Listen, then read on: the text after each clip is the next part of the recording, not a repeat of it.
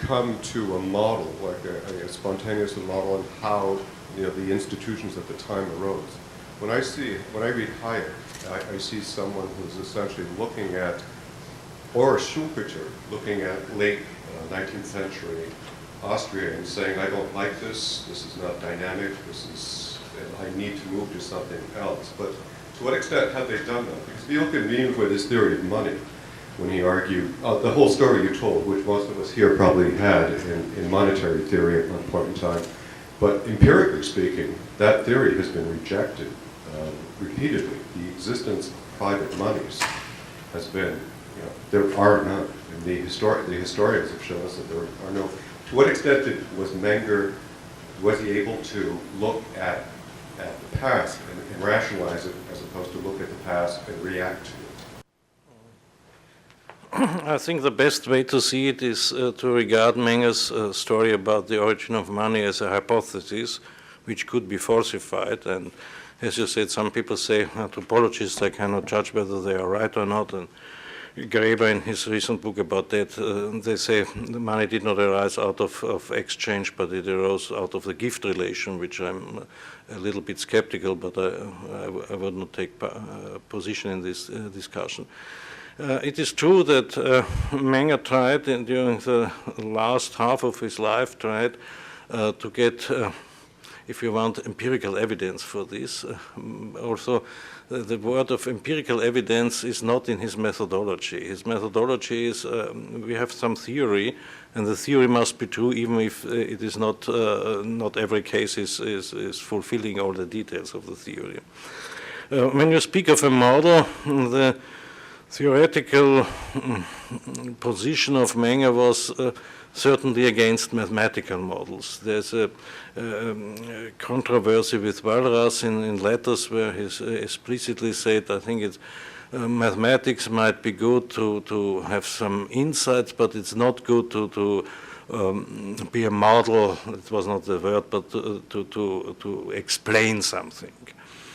And I think this is a weakness of Menger, and it's a weakness of present Austrians, and especially Schotter and other authors try to overcome this and develop models of the origin of money. And, for example, the Kiyotaki-Wright model of the existence of money as a medium of exchange was used in some of these papers which I mentioned. They started from this theory.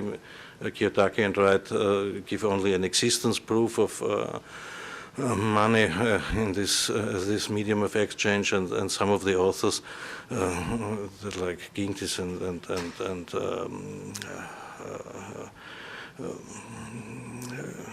I think the empirical paper by Duffy and Ox in particular, David, they use this figure to model it in terms of, in one case, in the simulation, running artificial intelligence approach, using heterogeneous individuals, how they would arrive at an equilibrium, and they show that under some conditions there would be an equilibrium of the kind of the Kiyotaki-Wright one, so with money with one commodity good, but there's very big difficulties to obtain a fiat money good. So, so there are qualifications which are necessary, and I think this should be done not only for this question, but also for the question of how the state and the law comes about. But I think there are some things which are important. For example, the notion of this cigarette currency in the prisoners of war camps. You could not explain this by assuming that there was somebody who says, now we will exchange for cigarettes instead of Deutschmarks because the Reichsmarks, which are no longer there. But this is something, a spontaneous process which developed among these people, and they used these goods because they were marketable, they were durable, and therefore they became money. So there are some examples of this. Thank you. Any other questions, comments from the floor? All right. You have Catherine's going to make an announcement.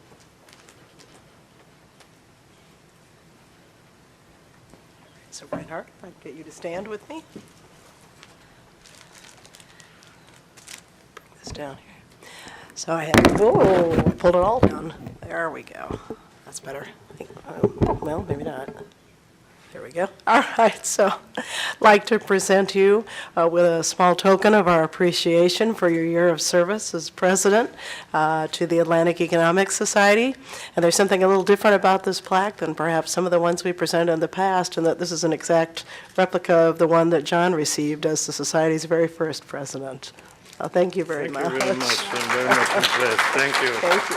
Thank you.